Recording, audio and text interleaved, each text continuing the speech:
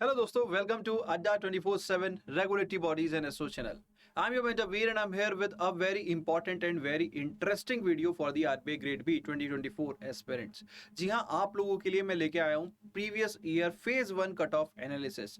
ठीक है, cut off तो यहाँ पे अपने को पता चलेगी, लेकिन उसका एनालिसिस जो है क्या इंपॉर्टेंट टेक अवे हो सकता है ताकि हम अपनी प्रिपरेशन में क्या चेंजेस लेके आए जिससे हम अपनी प्रिपरेशन को और भी एनहांस कर सकते हैं और हम फेज 1 को इजीली सेल थ्रू कर सकते हैं अगर आप ये कुछ पॉइंट्स ध्यान में रखेंगे तो इसीलिए ये वीडियो है दोस्तों, बहुत ही ज्यादा इंटरेस्टिंग होने वाला है। एंड तक बने रहना बहुत ज्यादा जरूरी है। तो चलिए दोस्तों, without wasting any time let's get started. But before starting our video guys, अगर आप हमारे चैनल पे नए हैं तो please download our Adda 24/7 app from the link given in the description box and do check out the free material that we are offering. बहुत कुछ content आपको फॉर फ्री ही मिल जाता है। एंड अगर आप किसी भी कोर्स में हमारे एनरोल करना चाहते हैं तो हमेशा ऐप के थ्रू कीजिए यूजिंग द कोड Y581। तो Y581 इज द कोड। इससे आपको मैक्सिमम डिस्काउंट मिलेगा और वो कब मिलेगा? जब आप ऐप के थ्रू एनरोल करेंगे। So this is the code, हमेशा इस कोड को याद रखिए। एंड जल्दी से वीडियो को लाइक कर दीजिए, चैनल को सब्सक्राइब कर लीजिए अगर अभी तक नहीं किया है तो।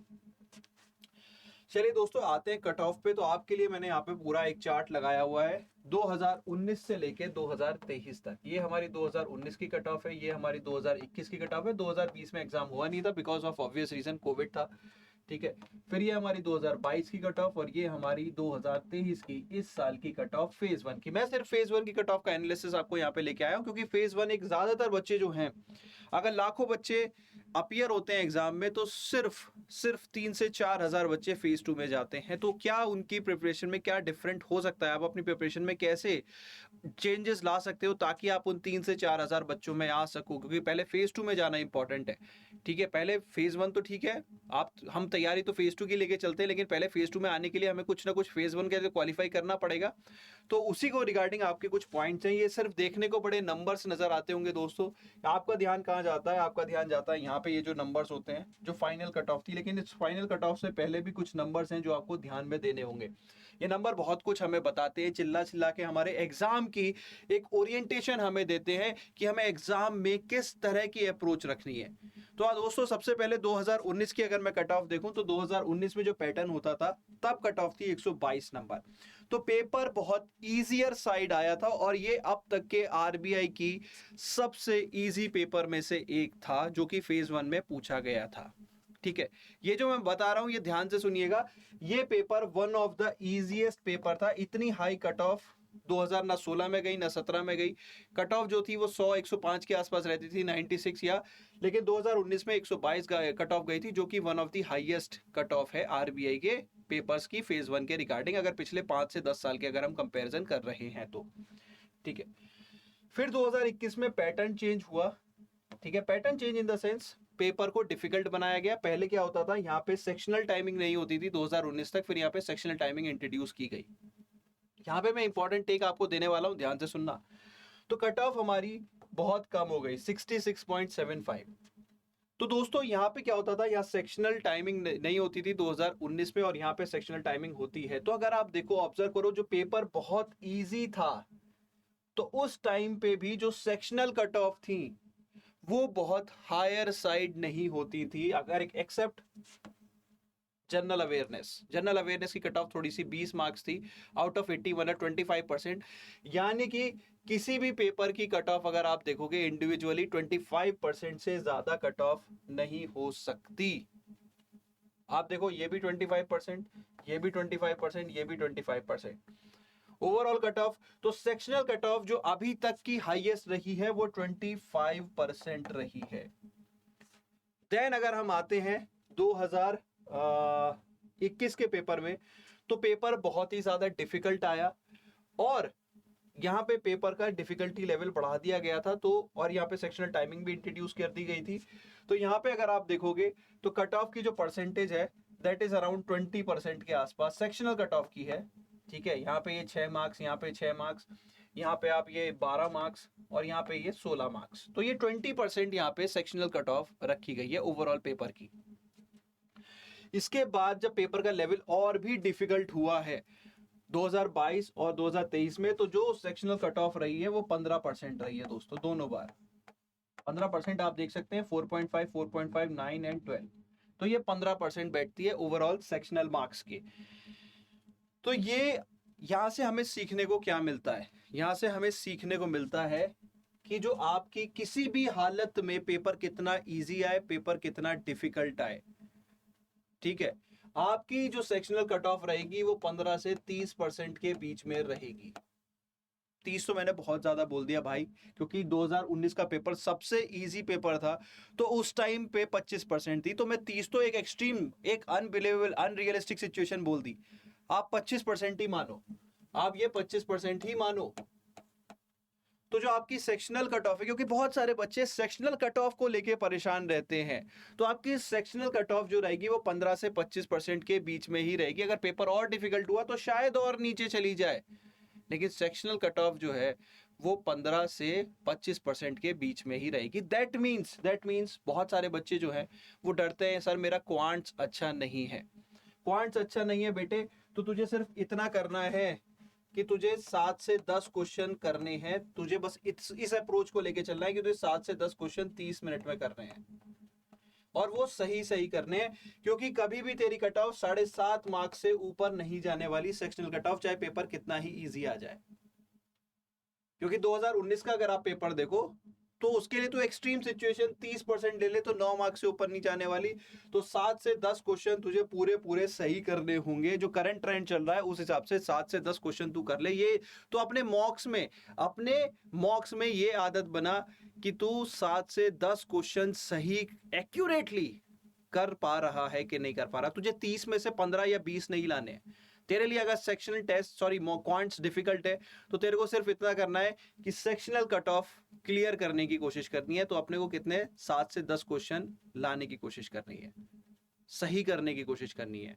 सिमिलरली आपका रीजनिंग टफ है, सर रीजनिंग समझ नहीं आता, तो 60 में से सिर्फ 10 से 15 क्वेश्चन सही करने की कोशिश करनी है। 15 क्वेश्चन कर दिए, बहुत ज्यादा कर दिया 45 मिनट में, जो कि डुएबल है।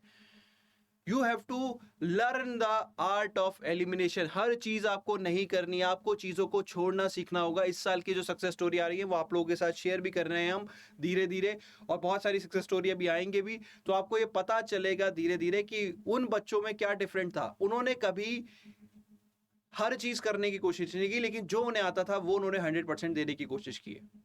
जो उन्हें आता था वो उन्हें 100% देने की कोशिश की है। तो यही अप्रोच अपने को यहाँ पे रखनी होगी कि जो मुझे आता है, मुझे 5 क्वेश्चन आते हैं तो मैं 5 क्वेश्चन एब्सोल्युटली सही करूंगा। तो क्या पता कट ऑफ 4.5 जाए, और पेपर बहुत ही हलवा आया, बहुत ही बेकार आया, तो कट ऑफ अच्छे 6 नंबर चली जाएगी या 7.5 नंबर चली जाएगी, इससे ऊपर तो नहीं जाएगी सेक्शनल कट ऑफ। और हलवा आया तो तू 10 से 15 तो कर ही लेगा भाई।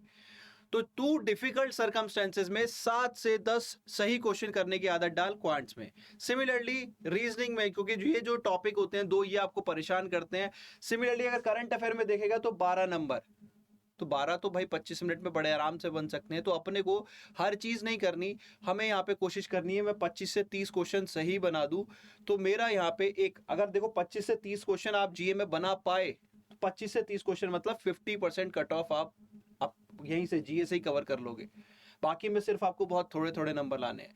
तो you have to learn this art of elimination. आपको हर चीज, हमारी अप्रोच क्या होती है एग्जाम में, हम हर चीज करने की कोशिश करते हैं और हर चीज के चक्कर में जो आता है वो भी गलत कर देते हैं। नहीं, तो ये अप्रोच अब आरबीआई, क्योंकि आरबीआई का पेपर ही आपको चिल्ला चिल्ला के बोल रहा है बेटे 200 में से 1/4 is the overall cut off, और फिर भी उस 1/4 कट ऑफ को मुश्किल से 3 से 4 हजार बच्चा क्वालिफाई कर पाता है।